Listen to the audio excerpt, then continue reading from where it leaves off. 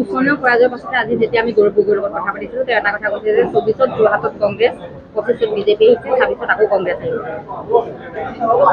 গৌৰৱ গগৈ ডাঙৰীয়াই কি মুখেৰে কৈছে কেলে কৈছে কিয় কাৰণে কৈছে কি আকাশত চাং পাতিবলৈ তেওঁ বিচাৰিছে মই নাজানো কিন্তু এটা কথা স্পষ্ট গৌৰৱ গগৈ ডাঙৰীয়া আগৰ পূৰ্বতে কংগ্ৰেছত থাকোঁতে আমি এটা ওচৰৰ পৰা পাইছিলোঁ আৰু তেওঁ জানো তেওঁ যে প্ৰকৃততে ৰাইজৰ প্ৰতিনিধি হোৱা তেওঁ যিটো দায়িত্ব সেই দায়িত্বত কেতিয়াও অনুভৱ কৰাই নাছিল 2014 চনত কলিয়াবৰ লোকসভাৰ পৰা সেই সময়ত মুখ্যমন্ত্ৰী ৰূপে তেওঁ পিতৃ আছিল আৰু সেই পিতৃৰ কাৰণত তেওঁ জিকিছিলে সেইটো সকলোৱে জানে 2014 চনত 2019 চনত এইটোও জানে যে যিসমূহ ঠাইত আমাৰ বিশেষভাৱে আমাৰ খিলঞ্জীয়া লোকসকল আছিল বা আমাৰ খিলঞ্জীয়া মূলৰ অসমীয়া মুছলমান যিসকল ঠাইত আছিলে সেই ঠাইৰ ৰাইজে তেওঁ নমনা হৈছিল তেওঁ তাৰপৰা ভোট পোৱা নাছিলে আৰু যাৰ বাবে আজি যদি আপোনালোকে চাই যদি ভোটৰ 19 চনৰ ৰিজাল্ট চাই তেতিয়া দেখাব সৰুবৰ পথাৰ দেৰগাঁও গোলাঘাট খুমটাইকেলৈ বোকাঘাটৰ পৰা আদি কৰি কলিয়াবৰ পৰা আদি কৰি ক'তোৱে তেওঁ ভোট পোৱা নাছিল তিনিটা সমষ্টি সেই সময়ত চামগুৰি ৰূপহী আৰু এটা কোনোবা ঢিংনে কোনোবা সমষ্টিৰ পৰা তেওঁ বেছি সংখ্যক মিয়া মুছলমান লোকৰ ভোট পাই পেলাই তেওঁ জিকিছে আৰু এইটো সকলোৱে জানে স্পষ্ট তেওঁ এইবাৰ সেইটো কথাও জানে যে এইবাৰ যদি কলিয়াবৰ লোকসভা সমষ্টি তেওঁ খেলাহেঁতেন নাম যি এতিয়া নতুনকৈ হৈছে কাজিৰঙাত তেওঁ তাত হাৰিলেহেঁতেন তেওঁ ইয়াত আহি পেলাই এটা গেম খেলিব চেষ্টা কৰিলে ডেকা চামক অলপ ল'ব চেষ্টা কৰিলে ডেকা চামো তেওঁৰ কথা লৈ আৱেগৱৰ্তী হৈ পেলাই ইয়াতে মোৰ ঘৰ ইয়াৰে মই সন্তান কিন্তু প্ৰকৃততে তেওঁ এতিয়া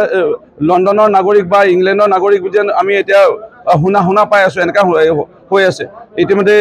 নিজৰ হৰধমিনীগৰাকীকে ভাৰতীয় নাগৰিক নকৰিলে দুটি সন্তানকো এতিয়ালৈকে ভাৰতীয় নাগৰিক নাই কৰা বুলি আমি শুনা পাই আছোঁ কিমান দূৰ সত্য কেইদিনমানৰ পিছত নিশ্চয় ইয়াৰ ছবিখন আমি দেখা পাম তেনেস্থলত জানোৱেই তেওঁ যে প্ৰকৃতত এনেই ৰাজনীতি কৰিব লাগে কাৰণে ৰাজনীতি ইয়াত কৰি আছে তেওঁ শুদ্ধ মন ইয়াত কেতিয়াও নাই শুদ্ধ মন যদি থকাহেঁতেন তেওঁ ৰাইজে এই এবছৰতে দেখা পালেহেঁতেন শুদ্ধ মনৰ কথা আৰু এই এবছৰতে যোৰহাট লোকসভা ৰাইজে এনেধৰণৰ কংগ্ৰেছকে বিধ্বস্তভাৱে পৰাজয় নকৰিলেহেঁতেন অত্যন্ত তেওঁৰ মুখটো চাই পেলাই হ'লেও হয়তো তেওঁৰ আহ্বানটো ৰক্ষা কৰি হ'লেও হয়তো কংগ্ৰেছৰ প্ৰতি ভোট দিলে তেওঁৰ কথা প্ৰতি এতিয়া ভোট নিদিয়া হৈছে কেলৈ ৰাইজে কাৰণ এবছৰ ৰাইজে যিটো পাব লাগিছিলে ৰাইজে সুখে দুখে তেওঁক পাব লাগিছিল ক'ৰবাত বিভিন্ন অনুষ্ঠান প্ৰতিষ্ঠানৰ ৰাস ভাওনা সভাত তেওঁ মঞ্চত হ'লেও দেখা পাব লাগিছিলে ওচৰৰ পৰা নেদেখিলেও কিন্তু তেওঁতো যোৰহাটত নহাই হ'ল বানপানী হওঁতে নহা হৈছে দুৰ্গা পূজাত হওঁতে নহা হৈছে ভাওনা হ'লেও নাহে ৰাস হ'লেও নাহে বিভিন্ন বিদ্যালয়সমূহত বিভিন্ন অনুষ্ঠান অনুষ্ঠিত হৈ গ'ল সেইবোৰতো নাহে ডাঙৰ